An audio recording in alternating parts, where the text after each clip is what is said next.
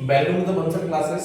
और आज हम अपनी वीडियो देखने जा रहे हैं क्लास 10th का इलेक्ट्रिसिटी टॉपिक है। उसके ऊपर अभी ये मेरा पहला लेक्चर बना है। मैं इसकी और भी आपके पास वीडियो आती रहेंगी, तो आप अगर मेरी इस पहली वीडियो में देखें तो मैं आपको इस टाइम पर सिर्फ बेसिक इंफॉर्मेशन देने वाला हूँ। किसके बारे में? इलेक्ट्रिसिटी के बारे में। तो अगर मैं बात करूँ पहली बात तो इलेक्ट्रिसिटी की, तो दोस्तों इलेक्ट्रिसिटी जो है एक फ्लो का नाम है, और इस फ्लो जो नाम है ना उसका प्रॉपर नेम आया है करंट। अगर इसे जानने से पहले हम एक छोटी सी बात पर डिस्क्राइब करते हैं पहले कि भाई इलेक्ट्रिसिटी है, सिंपल सी बात है यार, कोई ना कोई चार्ज पार्टिकल इन्वॉल्व होगा। इलेक्ट्रिसिटी है, सिंपल सी बात है, कोई ना कोई चार्ज पार्टिकल इन्वॉल्व होगा। और हम जानते हैं जहां पर जो चार्ज पार्टिकल होगा हमारे पास तीन है। कौन से? अगर मैं कोई एटम की बात करूं तो मान के चलो मेरे पास कोई भी एटम है और मैं इस एटम में बात कर रहा हूं किसकी? न्यूक्लियस। और न्यूक्लियस के बाहर सेल्स की, न्यूक्लियस के बाहर सेल्स की। तो अगर मैं न्यूक्लियस की बात कर रहा हूं तो बताओ न्यूक्लियस में कौन से दो पार्टिकल्स प्रेजेंट होते हैं? सिंपल सी बात है यार, न्यूट्रॉन प्रेजेंट है और क्या प्रेजेंट है? प्रोटॉन प्रेजेंट है। कहां पर प्रेजेंट है? इस न्यूक्लियस में प्रेजेंट है, जो कि सेंटर में। और अगर मैं बात करूं सेल्स की, तो सेल्स में हमारे पास क्या प्रेजेंट होते हैं? इलेक्ट्रॉन्स प्रेजेंट होते हैं, इलेक्ट्रॉन प्रेजेंट होते हैं। अगर मैं सेल्स की बात करूं तो सेल्स हमारे पास क्या प्रेजेंट है? इलेक्ट्रॉन प्रेजेंट है। तो सिमिलरली हमारे पास क्या होगा? जो इलेक्ट्रॉन्स है वो हमारे न्यूक्लियस से बाहर। तो आपको यह ध्यान रखना है कि किसी भी चीज में पार्टिसिपेट करने वाले कौन होते हैं? केमिकल रिएक्शंस में पार्टिसिपेट करने वाले भी कौन होते हैं? इलेक्ट्रॉन्स होते हैं। और करंट में भी पार्टिसिपेट करने वाले कौन होते हैं? इलेक्ट्रॉन्स होते हैं। अब अगर मैं बात करूं इलेक्ट्रॉन की, तो इलेक्ट्रॉन जो होता है, अगर मैं इसके चार्ज की बात करूं तो इलेक्ट्रॉन का चार्ज होता है 1.6 × 10 की पावर -19 कूलम आता है, जो कैसी वैल्यू होती है? माइनस की वैल्यू होती है। अगर सिमिलरली प्रोटॉन के चार्ज की बात करूं तो कितना होता है? प्रोटॉन का चार्ज बिल्कुल सेम इसके बराबर है, फर्क कितना होता है? वो माइनस का होता है, तो ये प्लस का होता है। तो यहां पर ये कितना आएगा? 1.6 × 10 की पावर -19 कूलम। ये आ गया हमारा प्रोटॉन का मास, और सॉरी ये आ गया हमारा प्रोटॉन का चार्ज, और ये आ गया हमारा इलेक्ट्रॉन का चार्ज। और आपको एक चीज और पता है कि भाई अगर मैं किसी एटम की बात कर रहा हूं, तो अगर मैं किसी भी एटम की बात कर रहा हूं तो एटम के अंदर, मैं सुन ले पहले ही मैं क्या बात कर रहा हूं? एटम की बात कर रहा हूं। एटम के अंदर नंबर ऑफ इलेक्ट्रॉन्स बराबर होते हैं किसके? नंबर ऑफ प्रोटॉन्स के। अगर मैं एटम की बात करूं तो एटम के अंदर नंबर ऑफ इलेक्ट्रॉन्स बराबर होते हैं किसके? नंबर ऑफ प्रोटॉन्स के। और अगर जब इस एटम में से कोई भी एक इलेक्ट्रॉन बाहर निकल जाए, देख रहा है, अगर मैं बात करूं इस सेंटर में क्या है? हमारे पास न्यूक्लियस है। तो यार न्यूक्लियस, अगर मैं इस न्यूक्लियस के अंदर देखूं तो प्रोटॉन प्रेजेंट है और न्यूट्रॉन प्रेजेंट है। प्रोटॉन और न्यूट्रॉन का पहली बात तो मैं ये बता दें, न्यूट्रॉन कोई चार्ज नहीं है इसके पास। न्यूट्रॉन जो है वो एक न्यूट्रल पार्टिकल है, मतलब इसके पास क्या भाई? चार्ज क्या है? जीरो चार्ज है। अब तो ये बता, अगर चार्ज ही जीरो है इसमें, तो फिर से न्यूक्लियस में कर क्या रहे? काम क्या है न्यूक्लियस में? इसका काम इसका सिर्फ न्यूक्लियस पे ये है कि मान के चल मेरे पास दो प्रोटॉन है, मान के चल मेरे पास दो प्रोटॉन है, एक प्रोटॉन मेरे पास ये रहा और एक प्रोटॉन मेरे पास ये रहा। क्या तू ये बता, प्रोटॉन दोनों पॉजिटिव चार्ज होते हैं? होते हैं भाई। अगर दोनों पॉजिटिव चार्ज है, क्या वो रिपेल करेंगे? करेंगे। पॉजिटिव चार्ज रिपेल करता है। यार ऐसे समझ ले, देख कर, ये हमारे पास क्या है? मैग्नेट है। ये हमारे पास क्या है? मैग्नेट है। ये मैग्नेट का साउथ पोल है, ये नॉर्थ पोल है, ये नॉर्थ पोल है, ये साउथ पोल है। क्या मैग्नेट के दोनों अपोजिट पोल्स हैं? अरे क्या दोनों अगर दोनों ही पोल्स अपोजिट होंगे तो जाहिर सी बात है यार, क्या करेगा? रिपेल करेगा, ये इधर भागेगी। अगर मैं इसको यहां लेकर आऊंगा तो, अगर मैं इस वाली को आगे लेकर आऊंगा तो ऑटोमेटिकली वाली भागेगी। तो यही सेम चीज अगर चार्ज में होती है। अगर मैं चार्ज की बात करूं तो भाई अगर दो सिमिलर चार्ज है तो रिपेल करते। अब तू खुद सोच, अगर न्यूक्लियस के अंदर तो सारे पॉजिटिव चार्ज भरे हुए हैं तो मुझे रिपेल करने से रोकना है ना। कैसे रोकूंगा? मुझे इन दोनों को बांधने के लिए, वरना इस तरीके से न्यूक्लियस बिखर जाएगा। इस तरीके से भाई न्यूक्लियस बिखर जाएगा, एटम अनस्टेबल हो जाएगा। एटम कहां से स्टेबल बन गया?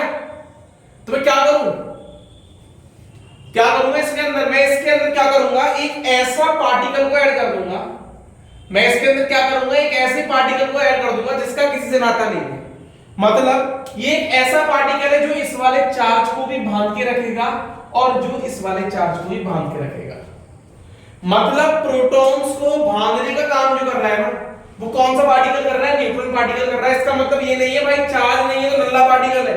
पार्टिकल बहुत काम का। अगर ये नहीं होगा, अगर ये नहीं होगा ना, तो कोई भी एटम स्टेबल नहीं होगा। पूरा जितना भी स्टेबिलिटी है, जितनी भी मेन से मेन स्टेबिलिटी है, वो सारी इसकी है, इस न्यूट्रॉन की है। और ये न्यूट्रॉन ही मेंटेन करता है अपनी स्टेबिलिटी को। एक बार और देख लो, अभी तक कोई डाउट है इसके अंदर?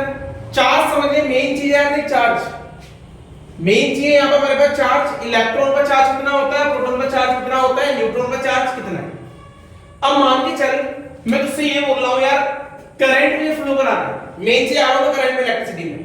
और अगर मैं करंट फ्लो कराना है, करंट फ्लो कराने के लिए चाहिए इलेक्ट्रॉन। क्या ये एटम के अंदर के इलेक्ट्रॉन फ्री है कि भाई इलेक्ट्रॉन पार्टिसिपेट कर देगा करंट में? नहीं करेंगे। अब मैं क्या करूंगा, मैं कोई ऐसा कंडक्टर लूंगा। कंडक्टर मतलब होता है एक ऐसा मेटल जो हीट और इलेक्ट्रिसिटी को फ्लो कराने की टेंडेंसी रखता है। तो मैं क्या करूंगा, कोई ऐसा मेटल लूंगा और उसको मैं कुछ अमाउंट की हीट प्रोवाइड करूंगा।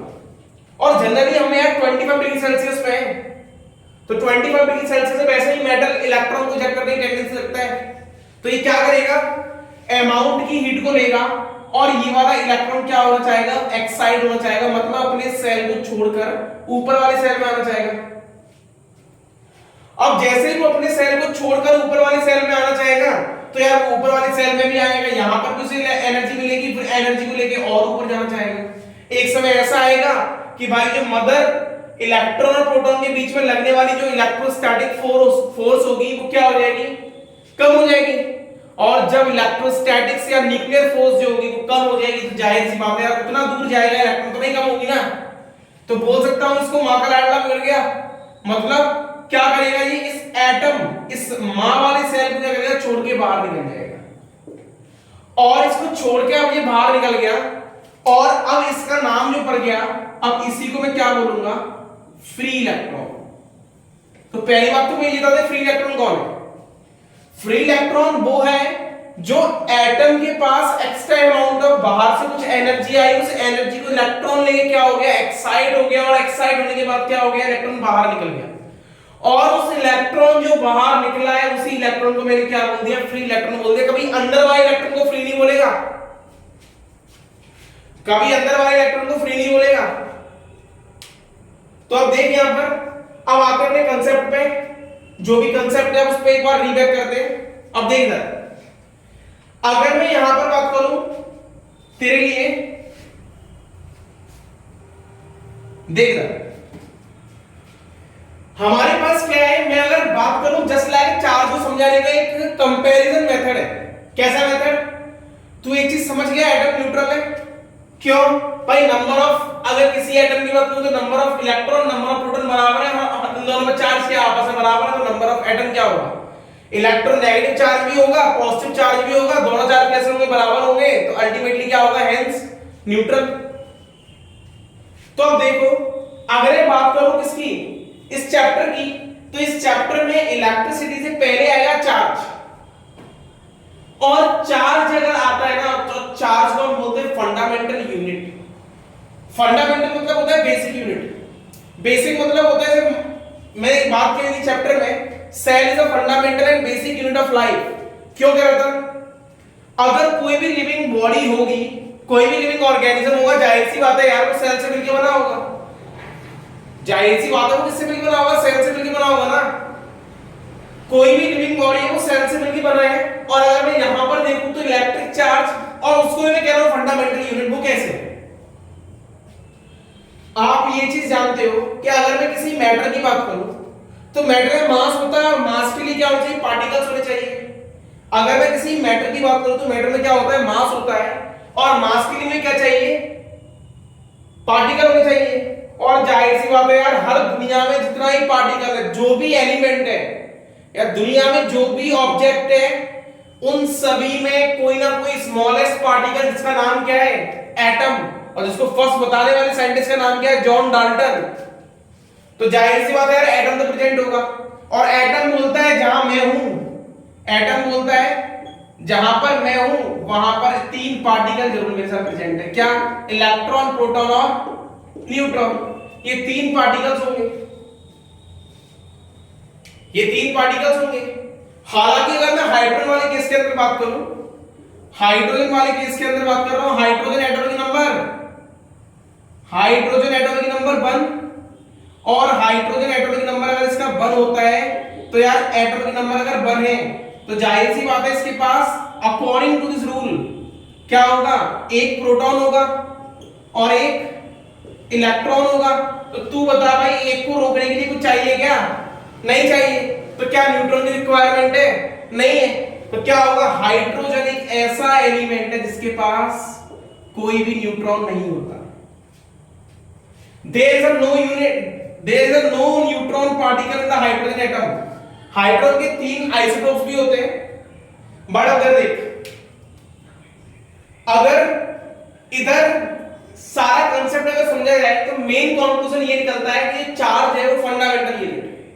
फंडामेंटल यूनिट कैसे है कि हर कोई पार्टिकल जो होगा वो, अगर मैं चार्ज की बात करूं तो उसमें भी कुछ मास होगा, मास के लिए एटम होगा और एटम के लिए क्या होंगे, अंदर तीन पार्टिकल होंगे, इलेक्ट्रॉन, प्रोटॉन, न्यूट्रॉन। और इलेक्ट्रॉन जो है वो नेगेटिव चार्ज है और प्रोटॉन जो है वो पॉजिटिव चार्ज है और न्यूट्रॉन क्या है, न्यूट्रल है।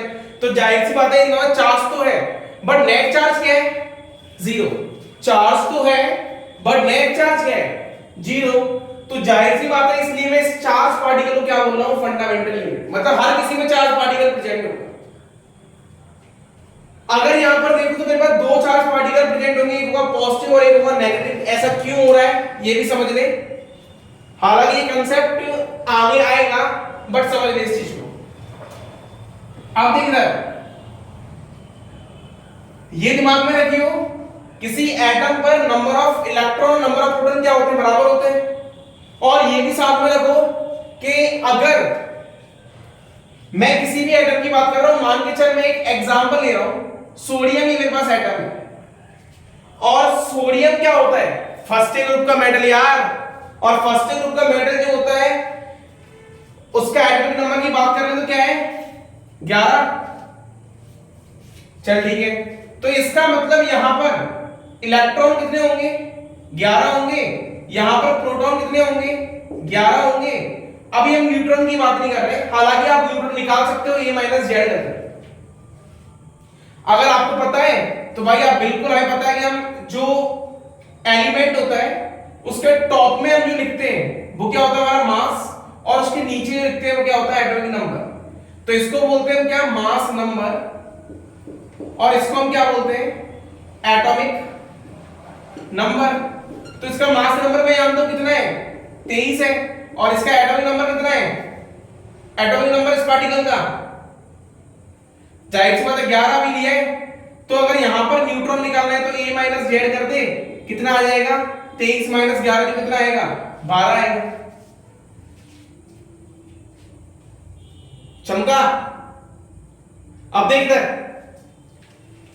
इधर number of electron 11, number of proton 11 और नंबर ऑफ न्यूट्रॉन 12।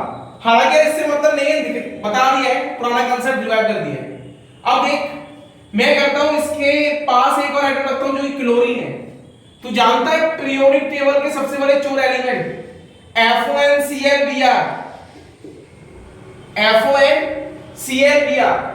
FONClBr, फॉर्मकॉल जो है एटॉमिक जो पीरियोडिक टेबल है सबसे बड़े 4 एलिमेंट है ये, जिसमें सबसे बड़ा ये 4 है वो कौन है, फ्लोरीन, उसके बाद ऑक्सीजन, उसके बाद नाइट्रोजन, क्लोरीन तो है भाई, तो 4 तो है ही है। अब देख इधर ये क्या करेगा,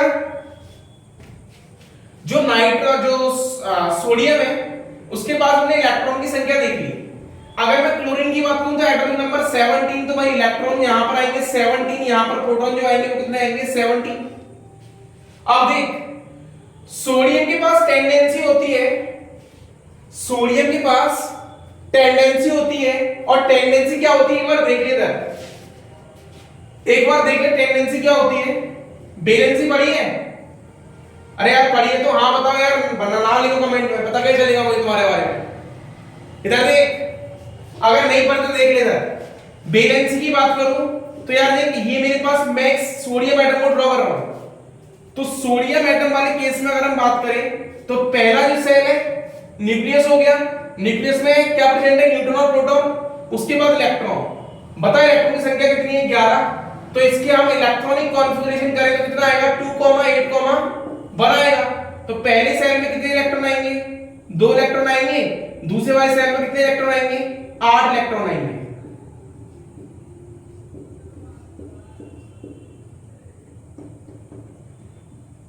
आठ इलेक्ट्रॉन आ गए। और लास्ट वाला सेल होगा उसमें कितने इलेक्ट्रॉन आएंगे, 1 इलेक्ट्रॉन आएगा।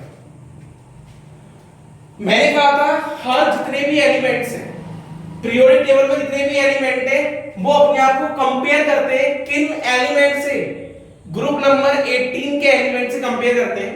और ग्रुप नंबर 18 के एलिमेंट क्या है, ग्रुप नंबर 18 के एलिमेंट की बात करें तो सबसे स्टेबल एलिमेंट है। अगर मैं यहां पर लिखूं एलिमेंट को तो हरभजन, नेहरा और करो, जीरो, रन।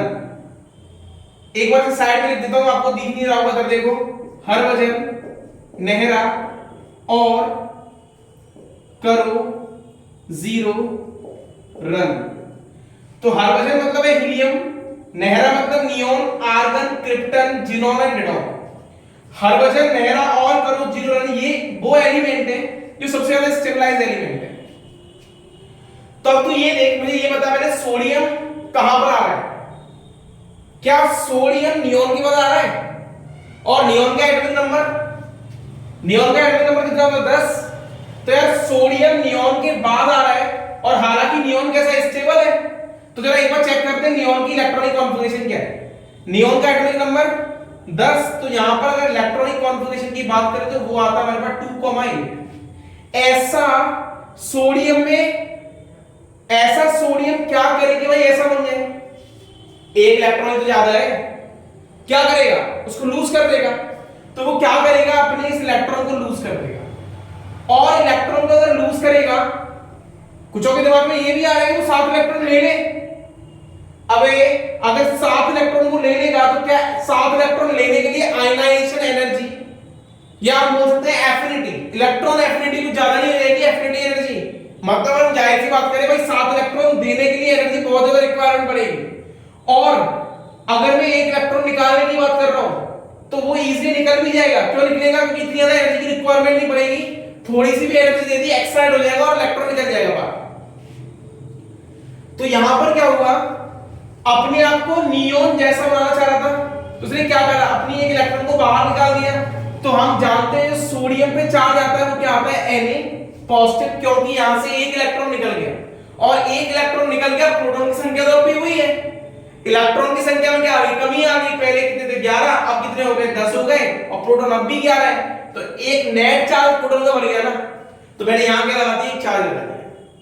सिमिलरली क्लोरीन की बात करें तो क्लोरीन का अगर मैं एटॉमिक नंबर देखूं तो क्लोरीन का एटॉमिक नंबर कितना है अपना, 17।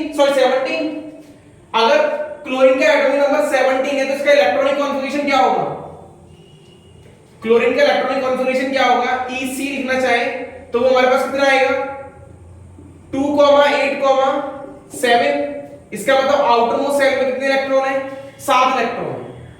तो ये बता क्या उसके लिए 7 इलेक्ट्रॉन छोड़ना आसान है या 1 इलेक्ट्रॉन लेना आसान है, क्या करेगा, 1 इलेक्ट्रॉन लेना आसान है। तो क्या करेगा, जो आसान है वो काम करेगा, मतलब 1 इलेक्ट्रॉन एक्सेप्ट कर लेगा। और 1 इलेक्ट्रॉन एक्सेप्ट कर लिया, जब तो मैंने बोला भाई वो चोर है।